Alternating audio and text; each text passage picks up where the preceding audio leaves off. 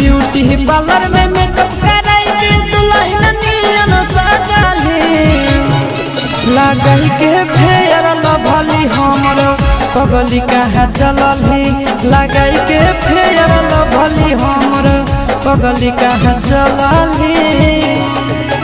थपड़ी अब बजाई हो ढेर दिन मजा मोरली थपड़ी अब बजाई हो ढेर दिन मजा मोरली लगाई के फेयर लभली हम तो भतारा घर चलली लगाई के फेयर लभली हम तो पियावा घर चलली।